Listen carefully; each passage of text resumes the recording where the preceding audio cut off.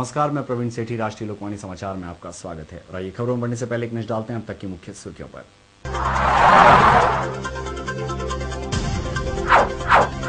सर्वोच्च न्यायालय के न्यायाधीश मदन बी लोकुर पहुंचे शहर, न्याय सदन का किया उद्घाटन।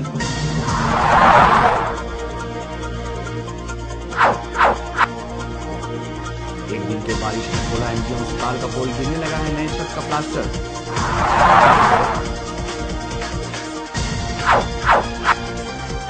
और टेम्पो पलटने से चालक समेत 4 यात्री घायल, इलाज के लिए अस्पताल में भर्ती।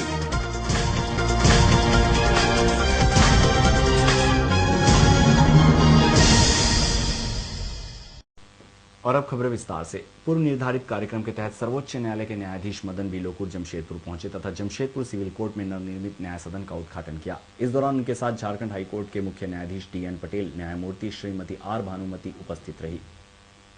इनके आगमन पर जिला प्रशासन की तरफ से भी सुरक्षा के पुख्ता इंतजाम किए गए थे। कार्यक्रम के दौरान न्यायमूर्ति मदन बी लोकुर ने विधिवत पूजा अर्चना के साथ नवनिर्मित न्याय सदन भवन का उद्घाटन किया, जिसके बाद उनके द्वारा परिसर में पौधारोपण किया गया। उसके बाद कोर्ट परिसर के अंदर नवनिर्मित फाउंटेन तथा लिफ्ट का भी उद्घाटन किया गया। इसके बाद सभी न्यायमूर्तियों तथा अधिवक्ताओं के साथ एक सभा का आयोजन किया गया, जिसमें मुख्य रूप से मध्यस्थता तथा लोक अदालत के बारे में चर्चा की गई। इसके बाद झारखंड राज्य के शिक्षा जगत में अव्वल करने वालों को पुरस्कार भी दिया गया। साथ ही सभी न्यायाधीशों को नए लैपटॉप भी प्रदान किए गए। वहीं मीडिया से बातचीत करते हुए न्यायमूर्ति मदन बी लोकुर ने बताया कि जब हमने जमशेदपुर में लोक अदालत तथा मध्यस्थता शिविर शुरू की थी तब हमें उतनी आशा नहीं थी, परंतु पिछले वर्ष के आंकड़ों के अनुसार जमशेदपुर में मध्यस्थता तथा लोक अदालत काफी सफल रहा है और यहाँ लगभग 50% से ज्यादा न्यायिक मामलों का निपटारा किया गया है, जो पूरे झारखंड में अव्वल है। यहाँ की सफलता को देखते हुए नए न्याय सदन को शुरू किया गया है, जिसमें आगामी दिनों में और तेजी के साथ मध्यस्थता करवाई जाएगी। वहीं उन्होंने बताया कि पिछले दिनों में जिन अधिवक्ताओं ने 50% से ज्यादा मध्यस्थता करवाई है, उन्हें ट्रेनर के रूप में राज्य के विभिन्न हिस्सों तथा अलग राज्यों में भी भेजा जाएगा। पिछले साल आया था तब 50% से कम सक्सेस रेट था, तो वो भी काफ़ी ठीक है, पर 50 से कम था। और जो केसेस जो आ रहे थे उनमें थोड़ी कमी थी, इन द सेंस कि नंबर्स इतने ज़्यादा नहीं थे। पर जब हमने यहाँ पे पायलट प्रोजेक्ट लॉन्च किया पिछले साल, तो उसके बाद अब 52% सक्सेस रेट आ गया है। और जो इन्फॉर्मेशन मुझे मिला है, जो नंबर ऑफ़ केसेस जो रेफ़र हो रहे हैं सेटलमेंट के लिए, वो भी बढ़ गए हैं। और आज अभी आपने सुना होगा, किसी ने कहा था कि कनेक्टेड केसेस भी सेटल हो जाते हैं। अब जैसे कोई मैट्रिमोनियल केस हो गया, डिवोर्स केस हो गया, तो डिवोर्स केस के साथ मेंटेनेंस का भी केस आ जाता है, कभी डाउरी का भी केस आ जाता है, कभी चाइल्ड कस्टडी का भी केस आ जाता है। तो अगर एक केस सेटल हो गया तो उसके साथ 4-5 डोमेस्टिक वायलेंस, तो 4-5-6 केसेस सेटल हो जाते हैं। तो अभी यहाँ पे वो जो कनेक्टेड केसेस है उनका फिगर अभी यहाँ पे कलेक्ट नहीं किया है, पर मेरे ख्याल अगर वो कलेक्ट करें तो उससे काफ़ी इंफॉर्मेशन मिल सकता है कि which are the connected cases also which are getting settled. That is about 35%, 35% और यहाँ पे 52% है। तो डेफिनेटली वो यस शहरों में नहीं, हमने ये फैसला लिया था, पिछले साल हमने ये फैसला लिया था कि मीडिएशन को इनकरेज करने के लिए हम पायलट प्रोजेक्ट्स स्टार्ट करेंगे। अब ये नहीं कि पूरे हिंदुस्तान में एक साथ ही मीडिएशन हो, तो हमने सिलेक्ट किया था कि 3-4 स्टेट्स राज्य होंगे और उनमें 1-2 जगह लेंगे। तो जो इन्फॉर्मेशन मुझे मिला था झारखंड के बारे में, वो काफ़ी पॉजिटिव था कि यहाँ पे पायलट प्रोजेक्ट अगर हमने शुरू किया तो उसका सक्सेसफुल होने की संभावना काफ़ी ज़्यादा है। और लाख कोशिशों के बाद भी कोल्हान के सरकारी अस्पताल की दिशा व दशा सुधरने का नाम नहीं ले रही है। कुछ माह पहले अस्पताल की मरम्मती के बाद भी अस्पताल की जर्जरता समाप्त होने का नाम नहीं ले रही है। कुछ माह पूर्व ही बड़ी अस्पताल को करोड़ों की लागत से दुल्हन की तरह सजाया गया था, लेकिन 2 मई की बारिश ने अस्पताल की बुढ़ापा का राज को पूरे तरह से खोल कर रख दिया। बारिश से बचने के लिए अस्पताल के डॉक्टर, नर्स व कर्मचारी आर्थो व मेडिसिन बिल्डिंग के कॉरिडोर में शरण लिए हुए खड़े थे कि उसी दौरान कॉरिडोर का छत का प्लास्टर भारी मात्रा में टूट कर गिरा, जिसमें सभी कर्मचारी, डॉक्टर व नर्स बाल बाल बचे। उसके बाद अस्पताल के कर्मचारी नेता अमरनाथ सिंह ने घटना की जानकारी अस्पताल अधीक्षक को दी। यह देखकर तो लगता है कि अस्पताल मरीजों के लिए नहीं, यह लूट खसोट का एक प्रतिष्ठित संस्थान बन गया है। कल जो है बारिश हो रही थी, उसी बीच में जो है वो छज्जा टूट करके गिरा। किसी का हताहत तो नहीं हुआ, छत गिर गया और बहुत भाग्य से जो है 2-4 हमारे जो है डॉक्टर स्टाफ और पब्लिक जो है बच गया, नहीं तो बहुत बड़ा हादसा हो जाता।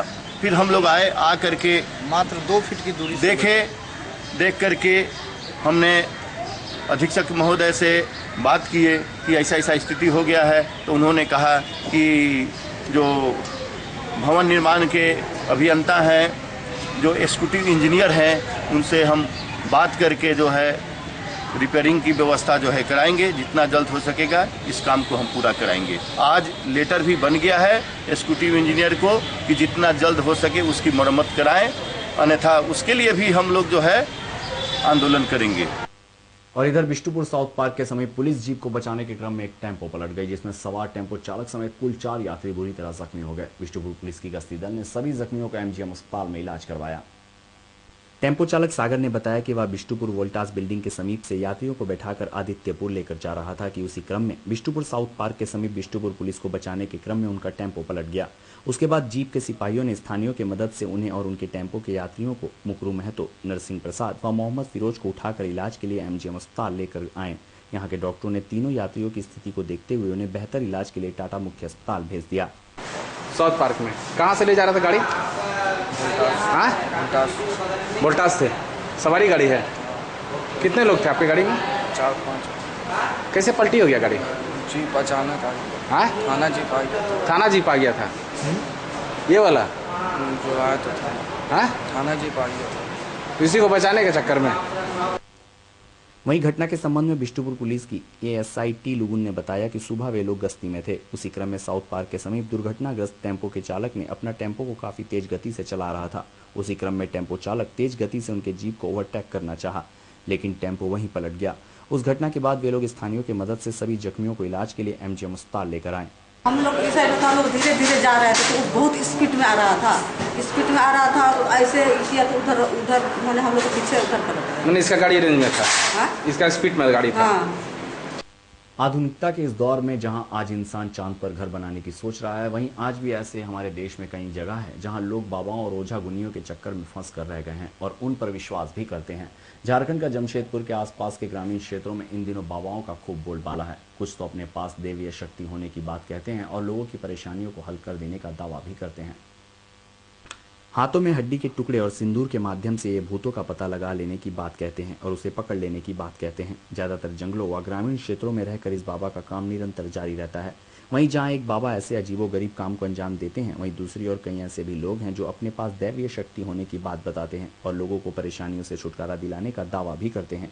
ऐसी ही एक महिला जमशेदपुर के रहरगोड़ा में है जो गुरु माँ के नाम से प्रसिद्ध है। लोग अपने दुख से छुटकारा पाने के लिए इनके शरण में जाते हैं और यह महिला इन्हें अपने साथ मात्र सिंदूर और अगरबत्ती लेकर आने की बात कहती है और उसी सिंदूर के माध्यम से ये लोगों को सभी परेशानियों से निजात दिलाती है।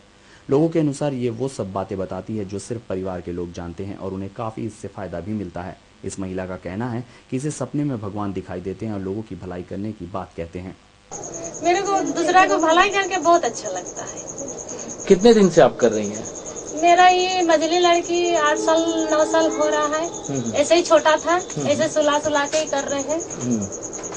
और पहले तो मेरा बहुत घर में परेशानी हो रहा था, ऐसे परेशानी रात दिन मेरे बच्चा को बहुत रुलाता था। आदमी लोग नजर करता था, हम झाड़ाने फुकाने इधर उधर जाते थे।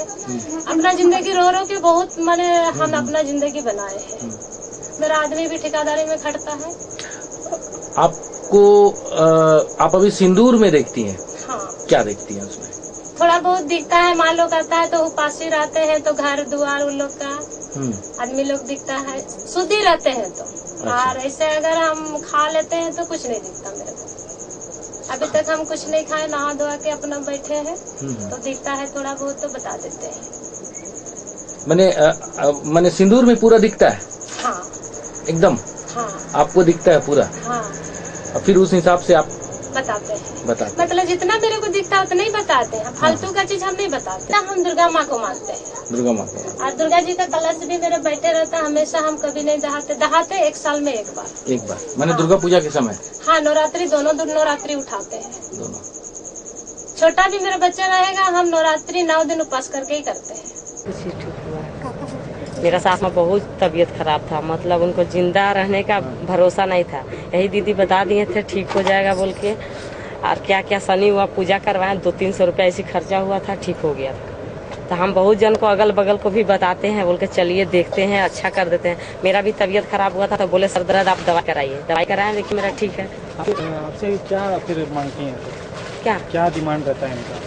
अगर आप लोग जाती हैं तो क्या डिमांड रहता है? कुछ तो नहीं मांगते हैं। क्या लेके आना पड़ता है? सिर्फ अगरबत्ती सिंदूर लेके आते हैं। और अब बात पोटका की। जी हम आपको बता दें, जमशेदपुर के पोटका में भीषण गर्मी में पानी की समस्या से निजात पाने के लिए जिला के उपायुक्त के निर्देश पर जल विभाग के अधिकारी और मुखियाओं संघ के बीच एक महत्वपूर्ण बैठक का आयोजन किया गया, जिसमें पानी की समस्या के निजात पर चर्चा की गई। एक और जहां भीषण गर्मी में ग्रामीण आम जनता पानी के लिए बूंद बूंद के लिए तरस रहे हैं, वहीं जिला प्रशासन भीषण गर्मी में पानी की समस्या को दूर करने के लिए हर प्रकार की कोशिश में जुटी हुई है। वहीं जिले के उपायुक्त के निर्देश पर जल विभाग के अधिकारी और हर पंचायत के मुखिया और जल सहियाओं के साथ पोटका में एक महत्वपूर्ण बैठक की गई, जिसमें गर्मी में पानी की समस्या से किस तरह छुटकारा मिले इस पर विचार विमर्श किया गया। वहीं इस पूरे मामले में जल विभाग के अधिकारी का कहना है कि गर्मी को देखते हुए जिला उपायुक्त के निर्देश पर एक बैठक की गई है और गर्मी के दिनों में पानी की समस्या से निजात पाने के लिए एक ठोस निर्णय लिया गया है और उस पर कार्रवाई की जाएगी ताकि क्षेत्र में पानी की किल्लत न हो। उद्देश्य ये था कि ग्रामीण क्षेत्रों में पेयजल की जो समस्या है, इस भीषण गर्मी को देखते हुए उससे क्या क्या कैसे निकला जाए और इसे हर एक पेयजल का में सुदृढ़ करते हुए सारा ग्रामीण तक पानी का पेयजल का कैसे हम लोग पहुँचाएँ, इसी पर आज सारे हमारे मुखिया भाई बहन और जल सहिया के साथ एक बैठक थी। ये हमारे उपायुक्त महोदय के निर्देश पे ये आज बैठक बुलाई गई थी ब्लॉक लेवल से, और उसी में था डिस्कस कि कौन सा गांव में क्या समस्या है, उसका क्या निदान है। क्योंकि हम लोगों ने पैसा भी पंचायत में भेज चुके हैं, इन लोगों को एक ट्रेन भी करा दिए हैं, ट्रेनिंग भी हो गई है और उसके साथ साथ टूल किट्स भी बांटे। उसके बाद भी अगर समस्या है तो मिलके कैसे हम लोग उसको दूर करें ताकि गाँव में जो पेयजल की दिक्कत दूर हो सके। अभी अस्पताल का कुव्यवस्था का दर्द समाप्त हुआ ही नहीं था कि एक नई अव्यवस्था सामने आ गई है। जी हम आपको बता दें, पिछले 2 माह से अस्पताल के कर्मचारियों को वेतन नहीं मिल पाया है, जिसके कारण अस्पताल कर्मचारियों के सामने भुखमरी की नौबत आ गई है। यदि 1 सप्ताह में कर्मचारियों का वेतन नहीं मिला तो सभी कर्मचारी हड़ताल पर चले जाएंगे। अस्पताल के कर्मचारी नेता अमरनाथ सिंह ने बताया कि उनके अस्पताल व कॉलेज के कर्मचारियों की संख्या लगभग 500 है। पिछले 2 माह से सभी कर्मचारियों का वेतन नहीं हुआ है, जिसके कारण अस्पताल के कर्मचारियों के समीप भुखमरी की स्थिति पैदा हो गई है। उसके बाद भी कर्मचारी अस्पताल के काम को बंद नहीं किए, पूर्व की तरह समय अनुसार काम कर रहे हैं। इतना ही नहीं, कई कर्मचारियों के घर में उनकी बेटियों की विवाह है। वैसे कर्मचारी बैंक से लोन लेकर अपनी बेटी का विवाह कर रहे हैं। वहीं उन्होंने धमकी दी है कि अगर कर्मचारियों का वेतन 1 सप्ताह में नहीं मिला तो वे लोग हड़ताल पर चले जाएंगे। हमारा जो है लगभग हमारे कर्मचारी का 2 महीना से पार होने जा रहा है, लेकिन अभी वेतन होने का कोई आसार दिखाई नहीं दे रहा है। 2 महीना से पार हो गया, 3 महीना लगभग होने जा रहा है, अभी तक वेतन का कोई भुगतान का आसार नहीं दिखाई दे रहा है। पूरा स्वास्थ्य विभाग का स्थिति चरमरा गया है। आवंटन के अभाव में कर्मचारी का वेतन नहीं होने से कर्मचारी भुखमरी की कगार पर पहुंच गया है। बहुत ही दयनीय स्थिति हो गया है। आज हम लोगों ने जो है शिष्टमंडल एमजीएम अधीक्षक महोदय से हमने बात किया और उनको बताया कि कर्मचारी का स्थिति दयनीय हो गया है वेतन के अभाव में, तो हम लोग कैसे जो है ड्यूटी करेंगे। फिर भी हमारा कर्मचारी ड्यूटी कर रहे हैं, भूखे रह करके भी ड्यूटी कर रहे हैं, जनता की सेवा कर रहे हैं और सरकार की मदद कर रहे हैं, लेकिन हम लोग का वेतन का अभी कोई आसार नहीं दिखाई दे रहा है। आज हमने उनसे मिल करके कहा कि अगर 1 हफ्ता के अंदर अगर कर्मचारी का वेतन का भुगतान नहीं होता है तो संघ बाध्य होकर के उग्र आंदोलन के लिए बाध्य हो जाएगा, जिसकी सारी जवाबदेही सरकार पर होगी। तो वेतन उतना सही मिला है इस बार? 2 महीना से रुका और घर में शादी उदी भी है क्या आपका? लड़की की शादी कब है? कैसे कर रहे हैं आप जुगाड़ी सबका? नहीं, कर्जा ले ले। कर्ज कहाँ से लिया? ऑफिस। क्या नाम हुआ आपका? विनोद मन। लोन लिए हैं? कितना कर्ज लिए करीब करीब? अब क्या देगा, तो अभी हिसाब नहीं दिया बैंक वाला। कितना कितना का ऑफर किए हैं अभी बैंक के आगे? कितना आप मांगे? 4 का हिसाब किया। 4 का किया। और चलने से पहले की बताओ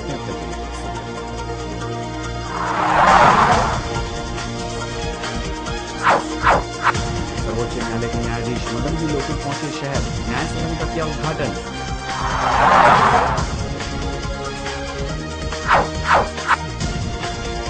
एक दिन के बारिश में खोला एमजीएम अस्पताल का पोल, गिरने लगा है नए छत का प्लास्टर।